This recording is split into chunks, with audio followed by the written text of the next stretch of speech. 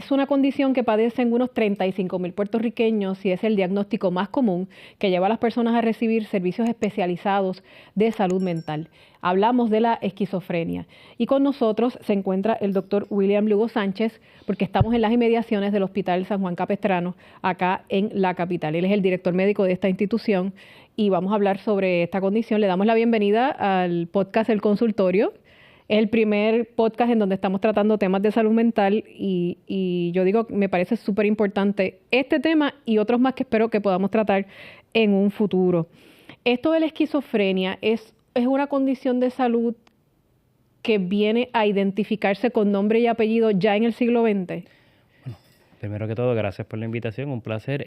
Sí, la esquizofrenia, a pesar de que existía desde mucho tiempo, se comienza a identificar o se le da el nombre de esquizofrenia en el siglo XX, ¿verdad? Estamos hablando a mediados de los años 30, 40, donde ya entonces se te categoriza y se le da el nombre y ahí subsecuentemente empiezan las diferentes teorías de la esquizofrenia y se comienza a desarrollar tratamientos para ella. ¿Qué es la esquizofrenia?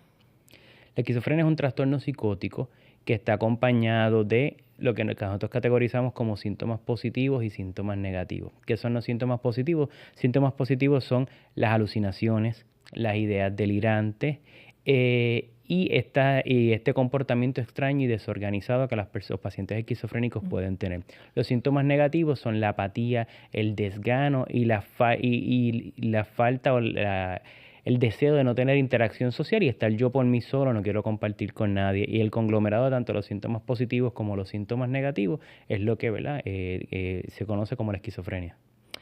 En el contexto histórico, estas personas antes del siglo XX y a comienzos del siglo XX no tenían otro tratamiento más que meterlos en una institución. Correcto, los ponían en ellos un poco caían en el olvido. Exactamente, los caían en los famosos sanatorios donde vivían y residían allí por el resto de su vida, ¿verdad? A veces la familia los visitaban, pero residían allí en todo momento. Eventualmente se comenzó a desarrollar y a experimentar con lo que era la terapia electroconvulsiva, ¿verdad? Que en aquel entonces era básicamente inducir una coma hipoglicémica para que la persona convulsara. Y eventualmente, ¿verdad?, se desarrolló pues hasta el día de hoy. Pero sí, fueron unos comienzos bien rústicos los que tiene la enfermedad de la esquizofrenia, al igual que la psiquiatría, ¿verdad?, donde en principio se desconocía mucho y a medida que se fue estudiando, pues hemos mejorado y evolucionado. Usted dice que ese tratamiento llevaba a la persona a un coma. A unas convulsiones. A convulsiones. Sí. ¿Y mejoraba?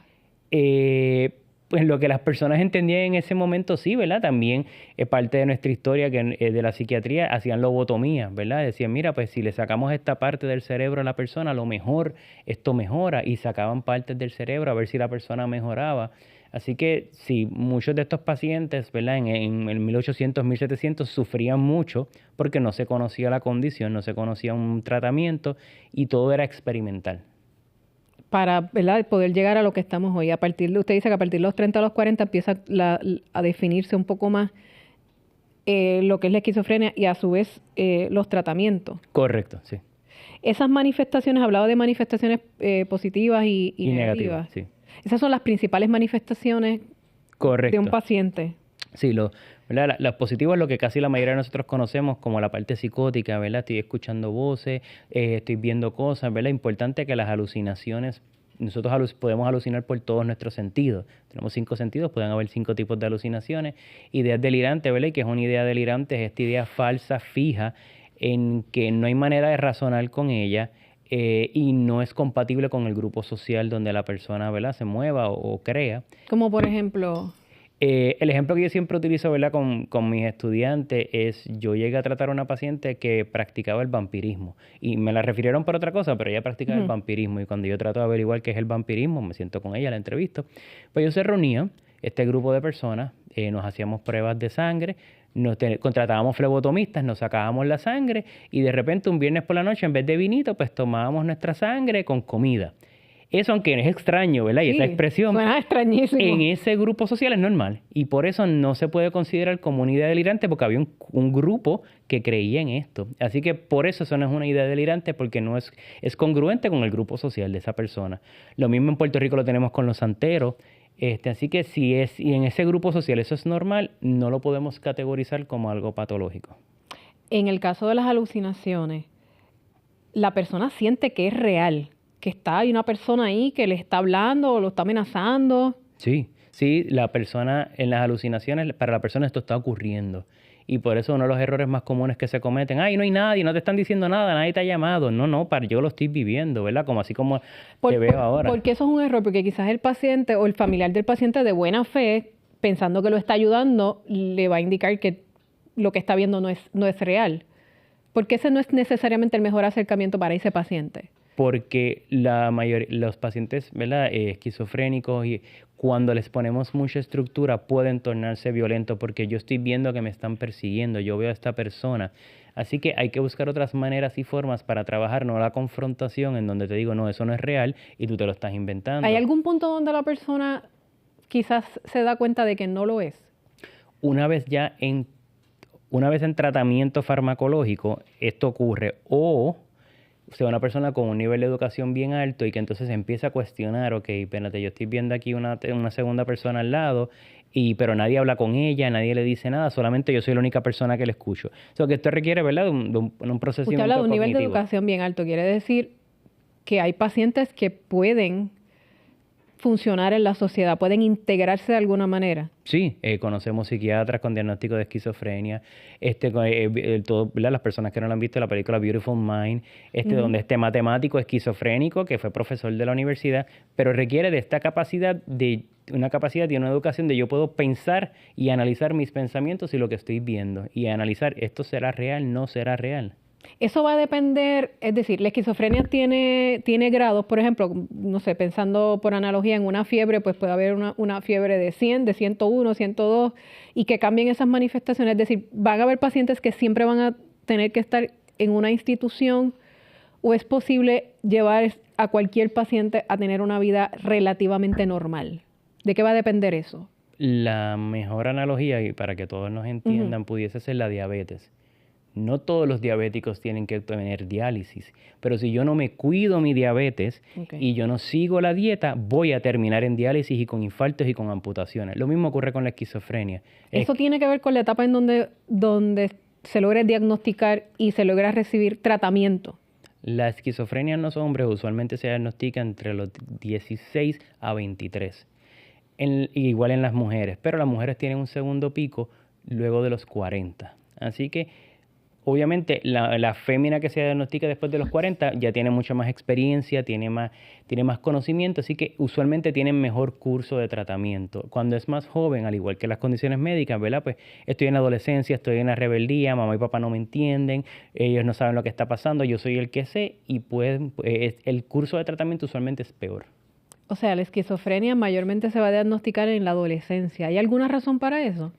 Sí, porque es cuando estamos terminando de desarrollar nuestro cerebro, donde empezamos a ser personas ya un poco más funcionales y se marca más esta dificultad. Sí, cuando se hace una entrevista a un paciente que se sospecha esquizofrenia, siempre le vamos a preguntar cómo fue el desarrollo. Y tenía muchos amigos, no tenía amigos, jugabas mucho solo, jugaba con amiguitos, cómo era socialmente, salía a cumpleaños, no hacía cosas, porque desde tempranas edades se empieza a ver, ¿verdad?, que son estos famosos loners. No necesariamente todos los loners van a ser esquizofrénicos, pero sí se empezaba, se ve ese patrón entonces de ideas extrañas, ideas delirantes, y por eso es bien importante. Pero doctor, ¿yo nazco con la enfermedad? Hay dos opciones.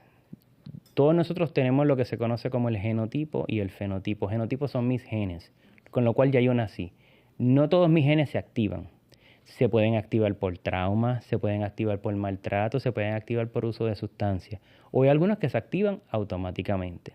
Así que lo que estamos viendo mucho ahora, ¿verdad?, es que tenemos muchos pacientes con un historial de trastornos psicóticos bien fuerte, una genética bien fuerte de trastornos psicóticos, y de repente comienzan en cannabis medicinal por X o Y razón, y de repente entonces esos genes se activan, y una persona que tuvo una vida altamente funcional empieza a utilizar algún tipo de sustancia, se activó el gen y después, pues, ¿verdad?, se expresa la esquizofrenia. Me llama la atención que hablas del cannabis medicinal.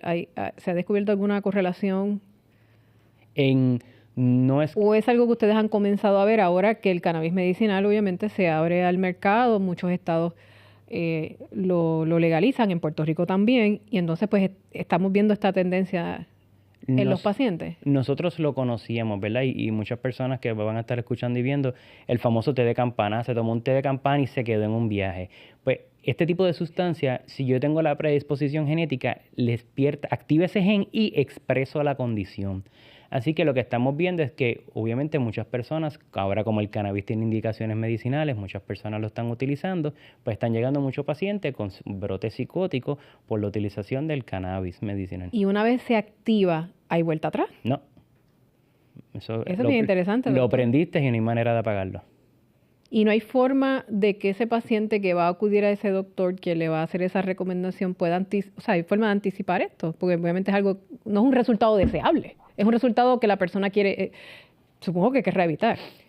Es importante el historial familiar, ¿verdad? Si, por ejemplo, yo se lo digo a mis pacientes, o sea, si tú eres un paciente con un historial familiar bien fuerte, ya sea de trastorno bipolar, esquizofrenia, no deberías utilizar cannabis medicinal ni ningún otro tipo de droga, ¿verdad? Cuidado, hay que tener cuidado. No deberías utilizarlo porque es altamente probable que expreses ese gen dormido que tienes. ¿Cómo los expertos de salud mental diagnostican esta condición? ¿Hay una prueba de sangre, hay una prueba cognitiva? ¿Cómo ustedes llegan a la conclusión? Este paciente es psiquiátrico, este paciente tiene esquizofrenia y vamos a diseñar un tratamiento para ese paciente. Para el diagnóstico de la esquizofrenia tiene que haber, ¿verdad?, los síntomas que mencioné, los positivos y los negativos. Además de esto, tiene que estar evolucionando por un periodo de tiempo de alrededor de 6 meses, ¿verdad?, que estos síntomas estén constantes. Y antes de eso, por eso es importante el historial, ya sea con la familia o con el paciente, ver cómo era el funcionamiento de esta persona. Y cuando unimos todo eso, ¿verdad?, pues entonces podemos hacer el diagnóstico formal de lo que es la esquizofrenia. No obstante, la esquizofrenia es un trastorno psicótico, así que aunque ese proceso se esté realizando con la familia, porque quizás el paciente no llegó muy psicótico. ¿Qué es eso de psicótico?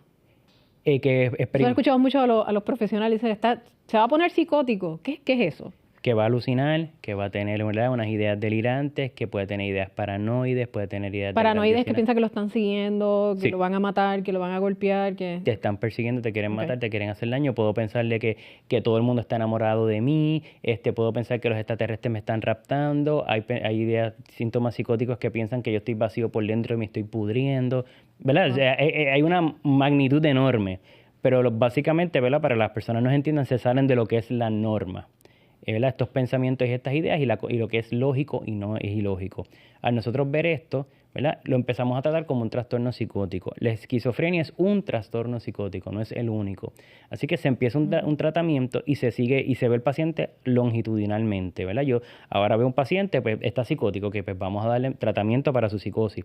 Yo no puedo saber ahora mismo si es esquizofrénico o no. Tengo que ver su historial previo, su historial familiar y cómo se va desenvolviendo y se llega a ese diagnóstico. Usualmente, ¿verdad?, en el hospital aquí, en el periodo de 7 a 10 días, ¿verdad?, es que se llega a ese diagnóstico si el paciente no viene con él previo, ¿verdad? Claro. Obviamente hacemos pruebas toxicológicas para ver si ahí está bajo la influencia de alguna sustancia que puede estar simulando lo que serían los síntomas psicóticos. El paciente esquizofrénico cae mucho en otro tipo de condiciones también de salud mental, depresión, ansiedad, uso de narcóticos, de drogas ilegales. Sí. Y ahí es donde, ¿verdad?, se complica la situación para nosotros y para la familia, ¿verdad? Porque si tienes a esta persona con un trastorno de esquizofrenia que a su vez cae en el uso de sustancias, pues entonces es doble la complejidad. ¿Es bastante común? Sí, tiende a ocurrir bastante. A su vez, los pacientes con esquizofrenia se pueden deprimir. Y esos serían los trastornos más comunes, uso de sustancias y depresión, ¿verdad? Porque obviamente no existe, ¿verdad? Y es importante que la gente se lleve esto en el podcast, no existe la esquizofrenia y la bipolaridad, ¿verdad? Y lo escucho mucho en el hospital, en los tribunales, no sé, esquizofrénico bipolar, eso no existe, ¿verdad? Porque ambos diagnósticos... ¿Cómo es esquizofrénico bipolar? Sí, y se escucha muy comúnmente y ambos diagnósticos se cancelan, no pueden existir juntos, ¿verdad? Por los criterios que cada uno tiene. ¿Y por qué usted piensa que la gente crea esos? Yo digo que son como mitos urbanos. Por eso, ¿no? Es que los dicen, ¿verdad? Vienen aquí, hablamos con los familiares, no, porque él es esquizofrénico bipolar. Hablamos en los tribunales, ¿verdad? Los abogados, no, él es esquizofrénico bipolar. Y es algo que se ha mantenido. Y por eso, ¿verdad?, pues tratando de educar a las personas. No hay tal cosa como una combinación de las dos. No. O es una o es la otra, o sencillamente es ninguna. Correcto. ¿Las manifestaciones de la esquizofrenia van variando de acuerdo a la edad? Sí. ¿A medida que vamos a ver envejeciendo? Sí. Lo que sucede con la esquizofrenia es que a medida que yo tengo un brote psicótico, ¿verdad?, es una hiperexcitación. Básicamente pensamos que el cerebro está trabajando un montón y se está activando. Y cada brote psicótico me cambia mi cerebro, cambia los receptores donde los medicamentos trabajan. Así que Quizás mi primer brote psicótico, yo respondí al medicamento A, pero ya tengo un segundo brote psicótico porque me lo dejé de tomar o por la razón que sea y ya no respondo al medicamento A y tengo que ir al B. Y así sucesivamente sigo pasando de medicamento en medicamento. Y lo que ocurre es que cada brote psicótico afecta el cerebro, daña esos receptores y nuestros medicamentos trabajan en esos receptores. Daña receptores del cerebro Sí. cada brote psicótico. Sí, ¿verdad? Y hay estudios donde el paciente en su primer brote psicótico le han hecho neuroimágenes del cerebro y está pues relativamente normal. Y lo vemos después de 20, 30 años con varios brotes psicóticos y está deforme el cerebro y mis medicamentos trabajan allí. Así que a medida que yo dejo que o no me tomo los medicamentos, no soy adherente, lo combino con sustancia y tengo más brotes psicóticos, los medicamentos van a ser menos efectivos porque no tienen tantos receptores en el cerebro para trabajar. Y es algo que va a ocurrir en todo paciente de esquizofrenia.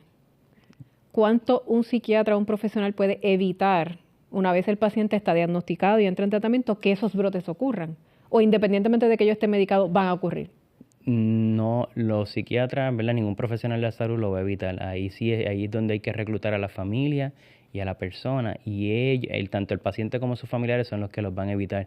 Nosotros le vamos a dar el tratamiento, se le va a prescribir el medicamento. La importancia es que se lo siga tomando y se mantenga. Hay personas, como todo en la vida, ¿verdad?, que son ¿Cuán excepción. importante en esta condición de esquizofrenia, por lo que hemos estado hablando, cuán importante es la asistencia de esa familia, de ese ser querido, de esa persona que está conmigo? O sea, el paciente de esquizofrenia siempre va a requerir un cuidador, ¿o no? No necesariamente, pero sí es altamente importante la familia, ¿verdad? Para que lo pueda traer a la realidad. Un círculo de apoyo. Correcto, lo pueda traer a la realidad. Mira, si tú estás viendo que se está descompensando, ¿verdad? Que está como componiéndose malito. Pues mira, vamos al psiquiatra porque a lo mejor hay que subirte la dosis. Te tomaste el medicamento, vamos a chequear las pastillas.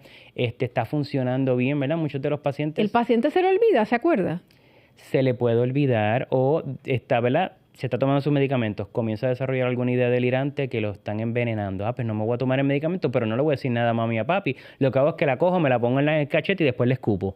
Y entonces la familia... ¿Pasa mucho? Sí, ocurre. La familia no sabe que no se lo está tomando, pero entonces pues se pone psicótico. Va a haber unas manifestaciones. Correcto. Eso que menciona de que el paciente toma el medicamento y lo escupe, versus un diagnóstico temprano. Obviamente un adolescente siempre es retante para los padres y para las madres o para la persona que esté, ¿verdad?, a cargo, porque es una etapa de crecimiento, son inmaduros. ¿Cuál es el mayor reto entonces cuando tenemos este paciente de 16, 17, 18 años, que entonces tenemos que llevarlo a que siga un tratamiento, porque si no se va a descompensar y eso tiene unas consecuencias? ¿Es un reto constante para los profesionales y para los cuidadores? Correcto, y por eso hay muchos guías que ahora están recomendando, mira, si tienes paciente joven, su primer brote psicótico, y hay un centro en Puerto Rico que trabaja con esto, de ponerlo a actuar multidisciplinariamente, ¿verdad? ¿Y qué es lo que se hace? Te le vas a dar medicamento, inclusive se pueden utilizar medicamentos inyectables, vas a dar cierto tratamiento para caerle todos los recursos encima para evitar que la rebeldía de la edad, la inmadurez lo lleve a entonces convertirse en un paciente esquizofrénico, ¿verdad?, crónico y con muchos síntomas. Trae una parte bien importante que es el aspecto del tratamiento, y en una cosa y otra hemos hablado de algunas cosas. ¿Cuál es el tratamiento? Y supongo que va a depender de cada paciente. Correcto. El tratamiento primordial para la esquizofrenia y los trastornos psicóticos es la medicación, los medicamentos antipsicóticos. Si hablamos un poquito de los antipsicóticos, nosotros tenemos antipsicóticos de primera generación, que son antipsicóticos de los 70, 60, y tenemos antipsicóticos de segunda generación, ¿verdad?, que son ya más de los 90, 2000. Cada cual, ¿verdad?, como las teorías evolucionaron, en un principio se entendía que la esquizofrenia era solamente una hiperactivación de las neuronas de dopamina. Dopamina es un neurotransmisor en el cerebro.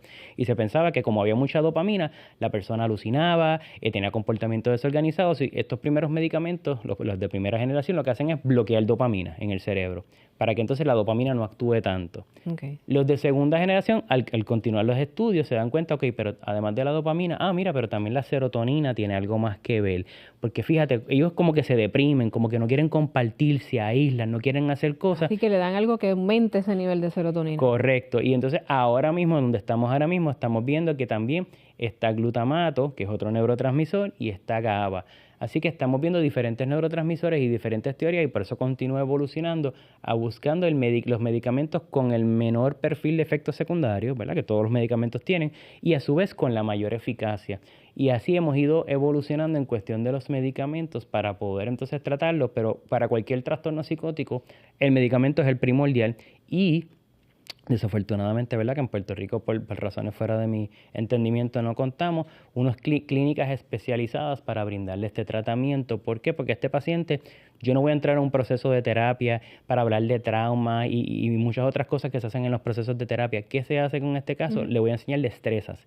Quiero enseñarte acerca de tu farmacoterapia, cómo ser adherente, qué hacen, qué no hacen. Después de la farmacoterapia nos vamos entonces a ir moviendo a lo que sería la vida social, cómo yo me puedo desenvolver aún con Antes de que vayamos a la vida social, para que ¿verdad? La gente nos entienda, ser adherente significa que yo tengo que ser fiel, consistente y constante con esa medicación que me han recomendado, que es la que yo necesito. Correcto. ¿Y por qué esto es importante y particularmente en el área de psiquiatría? Porque nuestros medicamentos toman tiempo en llegar al cerebro, ¿verdad? Porque hay unas barreras que impiden que los medicamentos lleguen. Y mis medicamentos trabajan en el cerebro. Así que si yo dejo de tomármelos, esos niveles bajan y otra vez tengo que empezar desde cero para que ese medicamento entre otra vez en el cerebro y comience. ¿Cuánto tiempo toma? Va a depender de que empiecen a trabajar. Okay. Los antipsicóticos usualmente en días pueden empezar a trabajar. Su efecto máximo pudiese tardar hasta 90 días. Y hay algunos síntomas, y esto es bien importante para los familiares que lo escuchan, que a veces puede tardar 90 días esta idea delirante en irse. Pudiese tardar inclusive aún en no tanto irse, a lo mejor nunca se va, pero se tranquiliza y no está peligroso. Se controla. Correcto. Así que por eso es que toma tiempo. Hay antipsicóticos que tardan un poquito más y unos que tardan un poco menos. ¿Qué pasa si el paciente deja de tomar el medicamento? ¿En cuánto tiempo vamos a comenzar a ver un deterioro? Va a depender de la etapa y cuántos brotes haya tenido psicóticos. Si he tenido muchos brotes psicóticos, fácilmente en una semana puedo estar... Porque siempre se ha dicho que los medicamentos psiquiátricos no son medicamentos que yo puedo dejar de tomar de cantazo y que eso tiene unas consecuencias de retirada. Correcto. Hay algunos, los antipsicóticos no, sino otro tipo de medicamentos, las benzodiazepinas, los que son ansiolíticos o sedativos, ocurre eso. Va a depender del paciente. Hay pacientes que pueden tardar una semana, hay pacientes que pueden tardar días, hay pacientes que pueden tardar 2 a 3 meses. Va a depender de cada paciente el nivel de funcionalidad, porque yo puedo estar alucinando, pero puedo seguir funcionando en la sociedad, así que pues nadie se da cuenta, nadie me lleva al hospital y yo puedo seguir funcionando. Pero si yo no tengo esa capacidad, pues 2 o 3 días y a lo mejor terminan al hospital. ¿Existen medicamentos de liberación prolongada que quizás asistan a este paciente a estar medicado constantemente? O sea, no me tengo que tomar una pastilla todos los días. Es correcto. Nosotros tenemos los medicamentos de larga duración o los medicamentos de depósito. Existen también de los de primera generación, hay 2. Estos son a base de aceite, ¿verdad? Eso se inyecta en los músculos, ya sea en el deltoide o en la nalga, se inyecta y algunos duran 21 días a un mes. Los de segunda generación desarrollaron un mecanismo de liberación diferente, ¿verdad? En cápsula, agua, gel, que libera poco a poco y mantiene niveles, y algunos de ellos pueden ser mensual, cada 3 meses, cada 6 meses, ¿verdad? Y se está trabajando en uno para una vez al año. ¿Una vez al año? Sí, obviamente esto es una vez el paciente esté estable, ¿verdad? Ya una vez estabiliza el paciente, no presenta signos ni síntomas, y entonces le administro este medicamento, encontramos la dosis que lo estabiliza, y entonces en eso se puede mantener y ser una persona funcional. Este tipo de medicamentos de liberación prolongada de más de un mes, ¿son nuevos relativamente en el mercado? Sí, no llevan más de 7, 8 años en el mercado, son nuevos, y obviamente los que duran 6 meses tienen 2 o 3 años en el mercado, porque se han ido desarrollando a medida que vemos que los pacientes mejoran, se evitan hospitalizaciones, se evitan las manifestaciones de una cronicidad de la enfermedad. O sea que sí ha venido muy bien en este tipo de condiciones tener medicamentos de liberación prolongada para regular este tipo de pacientes. Correcto. ¿Qué aspectos son los más que le preocupan en cuanto a la esquizofrenia en Puerto Rico? Primero que todo... ¿Cuáles son los retos en el manejo de esa condición? Primero, la falta de servicios intermedios, ¿verdad? Que existe en Puerto Rico. Desafortunadamente tenemos los hospitales como San Juan Capistrano, ¿verdad? Donde tenemos el tratamiento agudo, donde yo voy a estabilizar esta condición, donde este paciente ya una vez, cuando no esté psicótico, no esté peligroso, va a salir. Pero desafortunadamente al no existir niveles intermedios, sale de ahí para la oficina del psiquiatra. sea la oficina del psiquiatra o las clínicas donde vaya. Y entonces ese paciente puede perderse en el camino y muchos se pierden en el camino porque, ¿verdad? El hospital es para manejar una crisis, pero el ambulatorio o la oficina del proveedor es ya para alguien un poquito más estable. Entonces esa falta de ese servicio intermedio en Puerto Rico pues, es un reto. El otro reto es... ¿Hay suficientes profesionales de salud mental para atender a la población? No, ahora mismo no hay suficientes Ese es uno de los profesionales. retos entonces que tengamos más Correcto. disponibilidad de expertos para trabajar con esto. Correcto. Otro de los retos que tenemos, ¿verdad? Es trabajar con la educación de la familia y de la sociedad. Los psiquiatras... ¿Cuán incomprendido es el paciente de esquizofrenia en Puerto Rico? Todavía estamos en esta etapa inmadura de decir, esto está hablando con Gazú, tiene que ir al loquero. ¿Cuánto tenemos que superar de esos estigmas con esta y otras condiciones de salud mental? Con la esquizofrenia no tanto, ¿verdad? La esquizofrenia quizás es la excepción. El problema que se ve actualmente con la esquizofrenia es la falta de conocimiento de la familia, la falta de conocimiento de los tribunales y la falta de conocimiento, ¿verdad?, la sociedad en general. ¿Por qué? Porque esperamos, ¿verdad?, que yo lo lleve al hospital psiquiátrico y me lo van a curar. Y la esquizofrenia, como hablamos ahorita, es como la diabetes. Yo puedo ir al hospital con una crisis ketogénica, ¿verdad?, que es una crisis de la diabetes, y me estabilizan. Y pues yo regreso y sigo siendo La diabético. esquizofrenia no tiene cura. Por eso, el esquizofrénico, ¿verdad?, llega aquí con nosotros, lo estabilizamos, pero va a seguir siendo esquizofrénico, ¿verdad? Y como hablamos, si ha tenido varios brotes psicóticos, puede seguir alucinando, puede seguir escuchando alguna otra voz que me llama, puede seguir hablando cosas que no sean reales, y eso no se va a ir. Y entonces, Y el familiar piensa que sí. Correcto. Que la pastilla o el medicamento tiene que curarlo. Es mágico. Tiene que curarlo, y entonces ahí es donde nosotros, ¿verdad?, pasamos mayor parte del tiempo explicando al familiar, mira, ya este paciente es un paciente crónico, con lo que nosotros a veces categorizamos como síntomas residuales, ¿verdad? Entiéndase que ya no hay medicamentos que trabajen con eso, pero fíjate, no quiere matarse, no quiere matar a nadie, no está en peligro la vida de otros ni la propiedad, así que, pues, ¿verdad? Esto es quizás lo más que va a mejorar, ¿verdad? Es como el diabético que está estable, pero ya está en diálisis. Ya está en diálisis, no va a mejorar más, no se le va a quitar la diálisis porque ya llegamos a un punto de diálisis. Claro. Pues aquí llegamos a un punto donde él no va a mejorar más y ahora mismo pues tiene que estar en otro nivel. ¿Cuáles son los peligros y qué es capaz de hacer un paciente esquizofrénico que no está debidamente controlado? Va a depender del paciente. Los pacientes esquizofrénicos tratados no son más violentos que la población general. Ahora, sin tratamiento y con unas ideas delirantes tipo paranoide o persecutorias, pues sí se pudiese tornar violento. Usualmente ellos se tornan violentos cuando les pones estructura, ¿verdad? Para ponerle un ejemplo, como estas ideas pueden fluctuar, yo tuve un paciente que me indica, yo escucho la voz de Dios que me dice que tengo que matar a cierto tipo de personas. Así que, pues obviamente, él rápido lo identificó, es una persona inteligente, vino aquí al hospital a buscar ayuda para poder controlar eso. ¿Por qué? Porque si yo escucho la voz de Dios que me da una instrucción, ¿por qué no seguirla? Uh-huh. Porque es Dios. Habló de educación a nivel social. A nivel social, ¿qué aspectos usted como profesional de salud mental entiende que la sociedad debe aquilatar en cuanto a la condición de esquizofrenia? Debemos entender que estos pacientes se van a ver diferentes a los demás y va a ser algo constante, y que aún así estos pacientes pues tienen derechos, ¿verdad? Porque tratamos, ¿verdad? Usamos mucho el paternalismo, entonces yo te voy a proteger, te voy a cuidar, y muchas veces lo peor que se le puede hacer a una persona con impedimento es tratarlo como una persona con impedimento. Sí, vamos a darle las ayudas que necesita, pero vamos a motivarlo a que sea una persona funcional, porque si lo dejamos encerrado en la casa, no te preocupes, no tienes que trabajar, no tienes que hacer nada, pues entonces no le estamos haciendo bien. Por eso la necesidad de estos servicios intermedios donde me enseñen a trabajar en la sociedad, me enseñen a yo poder salir y ser funcional. Porque quedándome en mi casa, tomándome pastillas todo el día... La mayoría de los pacientes esquizofrénicos pueden ser funcionales, pueden tener trabajos, ir a la escuela, a la universidad. Sí. Sí, obviamente me imagino si siguen todos los tratamientos. Correcto. Diagnosticados a tiempo. Todo es diagnosticado a tiempo, seguir la medicación y tomarse la misma, pueden ser personas funcionales. A nivel de los tribunales, ¿cuál es el mayor reto en las salas de los tribunales con relación a esta condición? Que los tribunales responden a la ansiedad de la familia, y me explico. ¿verdad? Aquí vienen y me traen un paciente esquizofrénico con una orden de ingreso involuntario. Pues lo admitimos, lo tratamos. La familia va y al tribunal y dice, ya yo no lo puedo manejar, yo no puedo más con él, mira, él todavía está hablando con la pared, yo no lo puedo tener en mi casa.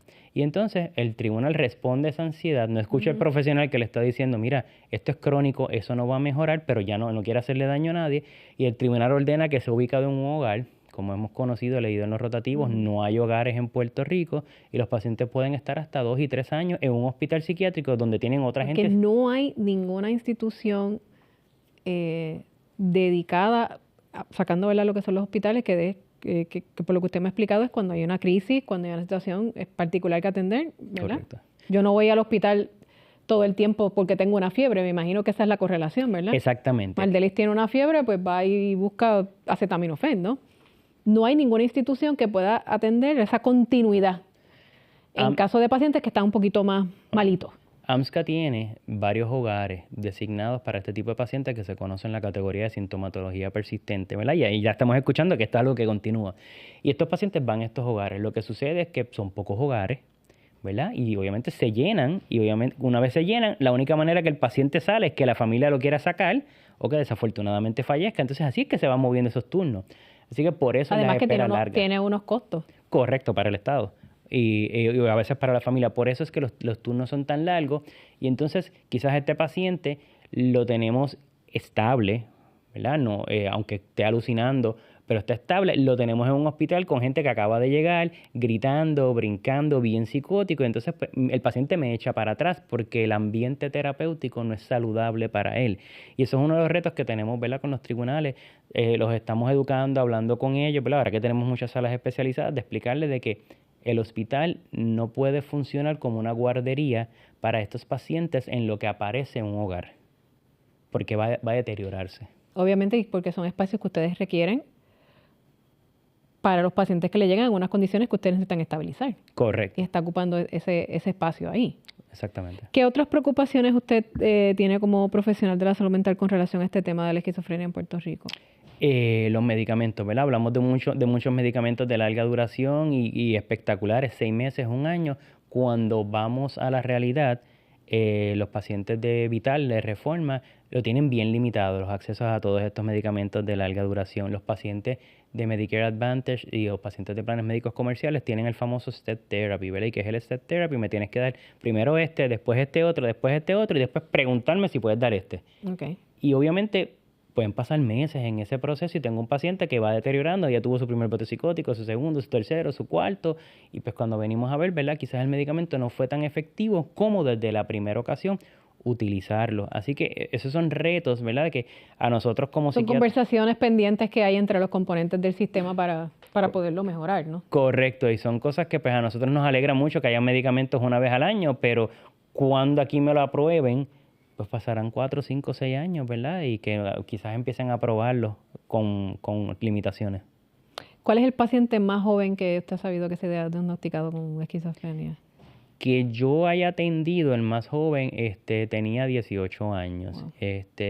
¿Verdad? Su familia lo trajo porque lo observaban actuando extraño. Cuando empezamos a entrevistar, ¿verdad?, él estaba psicótico, se entrevista a la familia y entonces ahí vemos este prodromo, ¿verdad?, estos síntomas que vienen antes en donde pues él tenía este comportamiento y nada, afortunadamente, ¿verdad?, cuando lo empezamos a tratar, mejoró mucho y por lo menos el tiempo que yo estuve en ese lugar no se volvió a hospitalizar. Así que por lo menos... ¿Hay un proceso de aceptación por parte del paciente y de la familia de una condición como esta? ¿Cómo le reacciona cuando por primera vez usted se sienta y les habla? Esto es lo que está pasando. Hay una negación, como todo, ¿verdad? Como con todas las condiciones, hay una negación. Después catastrofizamos la situación, ¿verdad? Que lo que significa es que, ok, se nos acabó el mundo, aquí se acabó todo. Y eventualmente empieza un proceso de aceptación. Pero pues, es una pérdida, ¿verdad? Porque yo decirle a una persona, mira, pues tu familiar es esquizofrénico, pues ponen esa misma cara y aquí se acabó todo. Es lo mismo cuando le mencionamos tienes cáncer, ¿verdad? Pues se me fue el mundo. Y muchas personas sobreviven el cáncer, pero al principio se me fue el mundo. Entonces requiere este proceso de adaptación, de esa educación, de cuando salgas de aquí tener todos estos recursos en la comunidad para que te vayan apoyando y tú te mantengas en un nivel y puedas ayudar a tu familiar y no te dejes, ¿verdad?, caer. por la situación. En su experiencia, ¿las familiares responden? Porque es un proceso difícil, es un proceso que requiere acompañamiento, es un proceso que requiere disciplina por parte de las personas que rodean a ese paciente para que no se descompense. Hay casos variados. Yo diría que en la mayoría sí. Depende. Si es un paciente con diagnóstico dual, ¿verdad? Que usa sustancia y a la vez tiene su proceso de esquizofrenia, ahí la familia usualmente se tiende a cansar más temprano. Si es una persona que fue diagnosticada de una edad temprana, también la familia se cansa, ¿verdad? Porque un muchacho de 18 o 20 años con esquizofrenia, el promedio de vida está en los 80, ellos viven quizás hasta los 60, 70. Estamos hablando de que son 40 años, ¿verdad? Manejando a alguien con esquizofrenia. Así que a los que se diagnostican jóvenes, los que tienen uso de sustancias, usualmente el apoyo familiar, el recurso familiar se agota y los podemos entender. Los que no tiende a durar bastante con ellos y entonces pues por eso vemos que se hospitalizan menos y son más estables. Bueno, doctor, ¿algo que quiera añadir con relación a los servicios que presta el hospital? Sí, pues nosotros aquí en el hospital, hablando de la esquizofrenia, ¿verdad? Tenemos una unidad dedicada para trastornos agudos psiquiátricos, ¿verdad? Entiéndase esquizofrenia y trastornos psicóticos, ¿verdad? Tenemos ahí el equipo completo, les brindamos terapia, ¿verdad? Y las terapias son enfocadas en conoce tus medicamentos, conoce por qué son importantes y comienza a trabajar con unas actividades del diario vivir. Así que es bien importante esta terapia en conjunto con los medicamentos, ¿verdad? Para ayudar a estabilizar esta crisis y que ese paciente pueda moverse al próximo nivel de cuidado. Así que aquí contamos, ¿verdad?, con esa unidad para tanto féminas como varones. Mayormente la esquizofrenia, no le pregunté, mayormente hay un paralelo entre si mayormente son mujeres o son hombres. ¿Se conoce, se sabe? Se diagnostica más en hombres y la razón es que en las mujeres usualmente se menos diagnostica se diagnostica como trastorno bipolar o depresión. Más por debajo del radar. Correcto. ¿Por qué en los hombres? Porque nosotros tendemos a ser más violentos y más verbales. Y entonces es más fácil quizás ver estos síntomas positivos, estas alucinaciones. Con las mujeres pasa un poco más con el radar. Recientemente tuve una que trabajó por varios años, ¿verdad? Tuvo una presentación tal día a los 40 y pico. Trabajó por varios años de una profesión y de repente comenzó a vivir en el carro, dejó su casa porque la están persiguiendo. Yo la estoy entrevistando y yo le digo, fulanita, ¿tiene hijos o no tiene hijos? Y ella llorando me dice, doctor, yo no sé cuál es la realidad. Yo no sé si yo tengo hijos o no. Yo creo que sí, pero no los recuerdo. No sé. Y ese tipo de situaciones, pues por eso pasan un poquito más por debajo del radar porque pueden ser más funcionales y menos violentas. Me habla de una situación que es hasta desconcertante. O sea, ¿cuán consciente está ese paciente de que tiene de que tiene alucinaciones, de wow, no recuerdo? Eso te debe crear, no sé, le crea ansiedad, tristeza. Correcto. La fémina estaba triste, estaba llorosa. Se trató de explicar, ¿verdad? Dentro de lo que se podía en ese momento, se comenzó un tratamiento farmacológico y mejoró. Se habló con la familia porque eventualmente sí tenía hijos. Se hablaron con los hijos y se involucraron ellos en el tratamiento. Pero sí, es algo triste. Más cuando hay menores de edad, la familia tiene que estar involucrada en el proceso. Correcto. Afortunadamente en este caso ya eran mayores, pues ella estaba en los 40 altitos, eran mayores de edad, pero sí, son importantes que se involucren en el tratamiento, conozcan de la condición y apoyen a este paciente. Gracias por estar con nosotros, doctor, por darnos esta información. Aquellas personas que deseen mayor información sobre la condición de la diabetes, ¿pueden accesar la página del hospital? De la esquizofrenia. De la esquizofrenia, disculpe. Doctor, aquellas personas que quieran mayor información sobre la esquizofrenia, entiendo que la página del Hospital Capestrano tiene información básica sobre esta condición. ¿Pueden accesar la página? Correcto, tiene información básica que la pueden accesar. También, ¿verdad? Si usted sospecha que su familiar pudiese o no pudiese padecer de la condición, nos puede llamar, ¿verdad? 625-2900. Y estamos 24 horas al día, 7 días a la semana. Y pues se puede, ¿verdad?, agendar algún tipo de evaluación. Pueden venir, tener una evaluación y se canaliza, ¿verdad?, el nivel de cuidado que requiera. Gracias por estar con nosotros, el doctor William Lugo Sánchez, hablando sobre la esquizofrenia. Gracias por estar en el consultorio. Recuerden siempre suscribirse a nuestro canal de YouTube. Allá donde ve la campanita se puede suscribir para que tenga esta información. Esperamos volver a compartir sobre otros temas de salud mental para que la gente vaya recibiendo toda esta información compártala con sus amigos, compártala con sus vecinos, porque siempre es bueno saber sobre todo este tipo de condiciones. Usted no sabe, ¿verdad?, a quién le puede tocar, a quién le puede pasar, quizás alguien, un ser querido que usted tenga, un compañero de trabajo, y que usted pueda, esta información, serle de ayuda para mejorar la calidad de vida de esa persona que está cerca de usted. Gracias por estar con nosotros. Será hasta la próxima.